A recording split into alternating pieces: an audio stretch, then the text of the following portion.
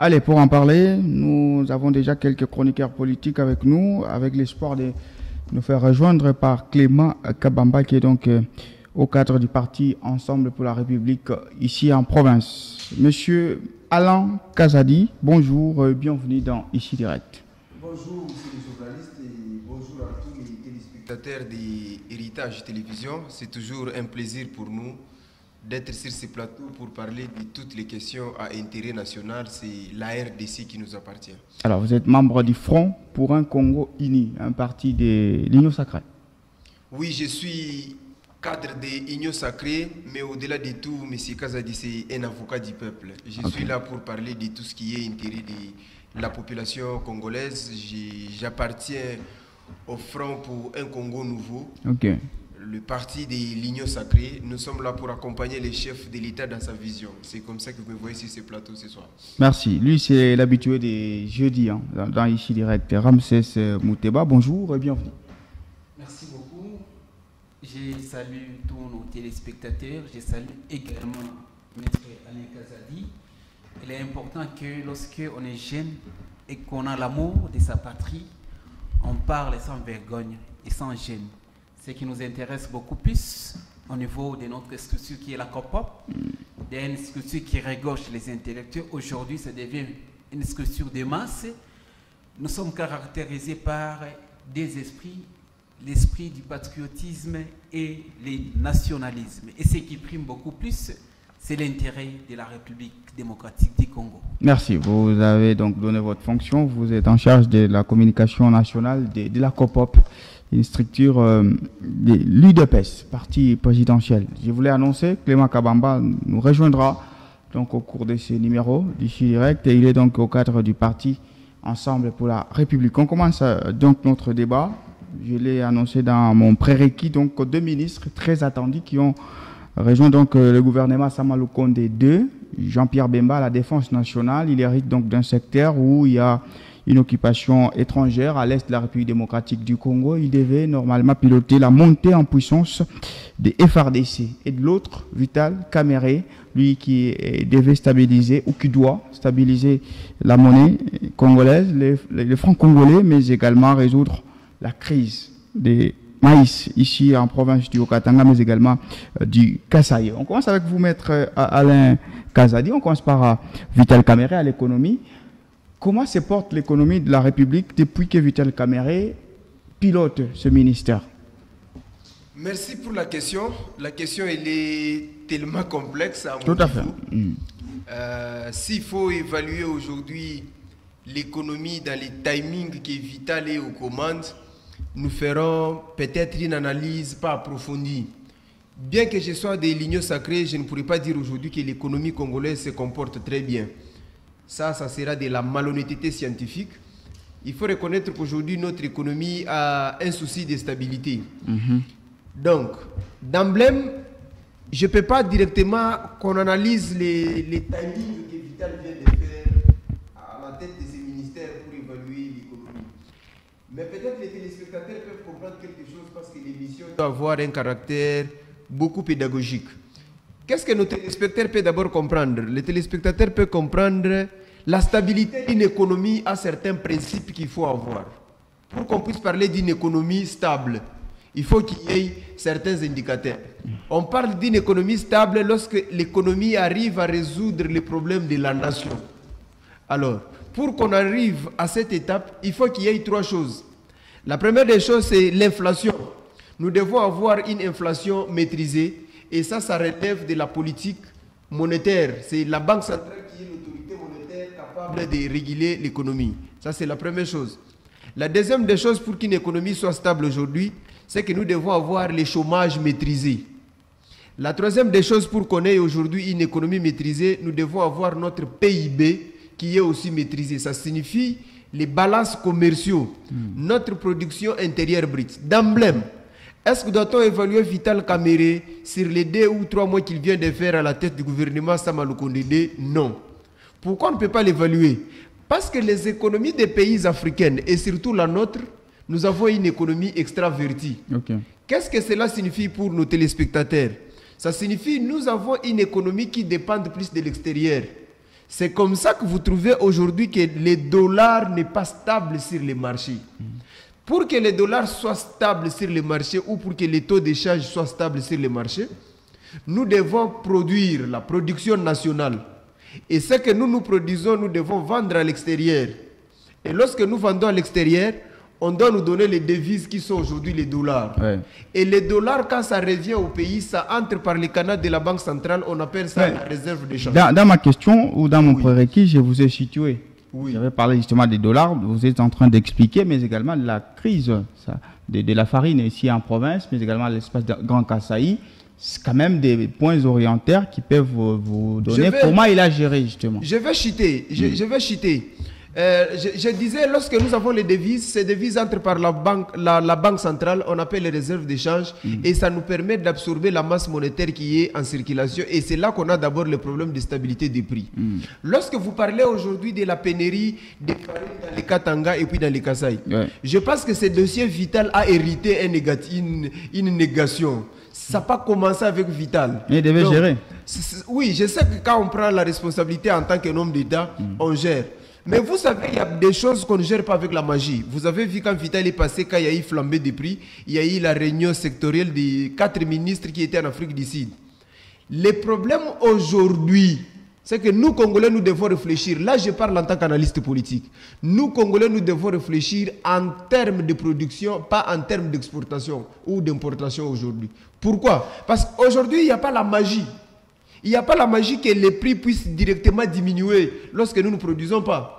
Vous voyez, nous avons une économie extravertie. Ça signifie la farine de maïs que nous mangeons à Lubumbashi ici, c'est la farine que nous prenons de la Zambie. Et c'est comme ça que Vital Kamerhe est incapable d'agir devant cette situation-là. Là, même si on mettait n'importe quel économiste ici, il n'aura pas de solution à donner pour rabattre les prix aujourd'hui du prix du farine de maïs. Je reviens à vous, maître Alain. On va prendre Ramsès Mouteba. Vous allez répondre à la même question, c'est général. Comment se porte cette économie? Par exemple, sur la question de la farine de maïs, Vital Kamerhe est venu ici et il a quand même esquissé quelques mesures palliatives, notamment l'exonération de tous les produits qui peuvent entrer, mais qui sont liés à l'agriculture, ce qui permettrait justement aux agriculteurs de pouvoir plus produire de la farine et tout. Et puis sur la stabilité de la monnaie, il y a des mesures qui ont été prises justement. Est-ce que ces mesures s'avèrent être un peu insuffisantes puisque la courbe ne s'est jamais inversée? Comment vous évaluez cela? Il est très important de faire un débat très pédagogique. Lorsqu'on parle d'un débat pédagogique, on s'attelle beaucoup plus sur la science. Aujourd'hui, lorsque nous regardons notre économie, on se pose beaucoup plus de questions par rapport à un héritage qui n'est pas du tout bon. Quand je dis d'un héritage qui n'est pas du tout bon, je ne préfère pas rentrer dans les rédits de Maître Kazadi parce qu'il a donné les détails concernant certains points. Mais il est vrai que depuis que M. Vital Kamerhe est à la commande de cette grande institution, l'économie pose toujours un problème très sérieux. Le problème, c'est lequel il faudrait voir les choses dans un angle qui est tout à fait positif. Aujourd'hui, nous avons un problème de la production, de la transformation également. Mais lorsque nous essayons de prendre nos minéraux qui font à ce que notre budget soit quand même à un niveau un peu élevé, on comprendrait avec nous que les 60% du cuivre sort en étant brut et les 20% des cobalt également en étant brut.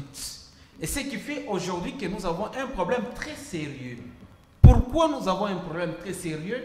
Parce que nous subissons la prestation ou la fixation des prix par les acheteurs internationaux, bien sûr.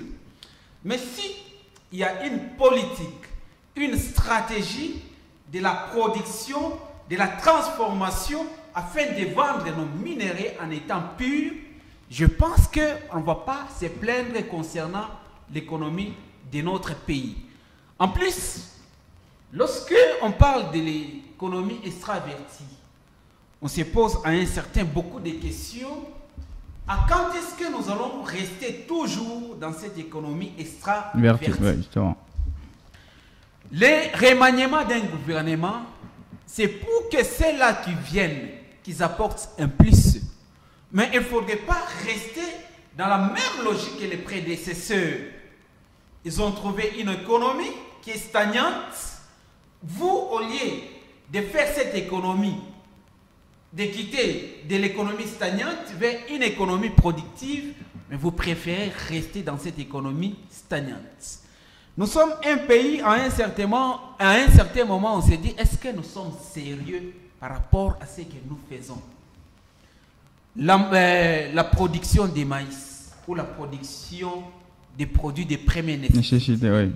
Est-ce qu'il faudrait qu'on dépende seulement des autres nations au moment où nous avons la terre arabe dans notre pays? Nous avons des hectares et des hectares. Lorsque on prend l'exemple de Boukangalonzo, ce projet-là a pris 80 000 hectares. Mais comme on n'est pas sérieux à un certain moment, vous voyez vous-même que même la production de Boukangalonzo, c'est une production incapable de nourrir même 5 familles. Ce qui n'est pas évident. C'est pour cela, nous n'allons pas beaucoup plus nous mateler sur le passé par rapport aux autres, mais nous voyons les choses en face par rapport à celui qui est là, Vital Kamerhe, économiste de formation. Il n'arrive pas toujours à maîtriser l'économie. Parce que ce n'est pas parce que nous sommes au sein de l'union sacrée, ce n'est pas parce qu'on est au pouvoir où nous allons acclamer les tout, où nous allons voir les rouges à la place du blanc, les blancs à la place du rouge. L'économie de notre pays pose un problème très très sérieux. La maîtrise des petits principes de l'économie feront à ce que nous puissions quitter de l'économie extravertie vers une économie productive et transformationnelle. C'est un élément très capital. Vital Kamerhe, il est là en tant que vice-premier ministre de l'économie. Il doit mettre en place les stratégies pour maîtriser l'économie et maîtriser également les taux ou les taux d'échange ou la monnaie de notre pays. Dans les cas contraires, nous allons rentrer toujours dans les mêmes histoires. C'est comme si on fait un cercle vicieux. Or, nous sommes obligés, nous sommes dans l'obligation d'avancer et non de reculer. Maître Kazadi, vous êtes assis d'ailleurs sur le même siège que Maître Caleb, c'était mardi. Alors, il a relevé un point très important. Il dit l'économie, au-delà de ces deux faits que nous avons esquissés, c'est aussi les prix des produits de première nécessité. Et il a estimé que ces prix-là est toujours revu à la hausse. C'est également le quotidien du peuple congolais, qui d'ailleurs les social acquise toujours un problème durant ces mandats, ça c'est d'après lui. Est-ce que il vous semble que ce secteur économique a échappé au pouvoir en place depuis qu'il a accédé au pouvoir? Je ne pense pas. Je suis un peu d'accord avec mon ami Ramsès, mais parfois on ne partage pas les mêmes idées parce que j'ai réfléchi comme un scientifique. Je ne pense pas qu'aujourd'hui c'est la question d'homme. L'économie, ce n'est pas d'abord le problème d'homme. Parfois, il y a des choses, c'est un problème de principe établi. Nous devons comprendre en tant que des économistes. Qu'est-ce qu'il faut comprendre? Nous avons un produit qui est en train de varier sur le marché. C'est comme un enfant qui est malade, qu'il faut donner un produit. Et nous savons nous-mêmes que lorsque nous avons la fièvre, il faut calmer avec les dupirone par exemple. Je ne suis pas médecin, mais j'ai dit comme ça au hasard. Et lorsqu'on arrive à administrer le produit qui est le dipyrone qui ne donne pas de résolution, on essaie de voir c'est quoi la deuxième chose qu'il faut faire. Pour les dossiers de farine, restons d'abord comme ça. Enlevons d'abord les noms des individus, restons dans les principes de gestion. Nous avons la farine qui est en train de flamber les prix sur les marchés. Qu'est-ce que le ministre de l'économie peut faire? Au cas où un produit que vous ne produisez pas localement pose problème de prix sur les marchés, le ministre doit diminuer ou bien relâcher au niveau de certaines mesures. Et quelles sont les mesures-là que le ministre peut faire? La première des choses, c'est l'exonération. Ça signifie, comme vous achetez les produits ailleurs et que ces produits passent par la douane et que vous payez ceci, vu que nous n'avons pas ces produits ici, la première des choses qu'il faut faire, c'est l'exonération. Ça a été le cas. Je pense que Vital Kamerhe a pris la mesure qu'il fallait prendre. Si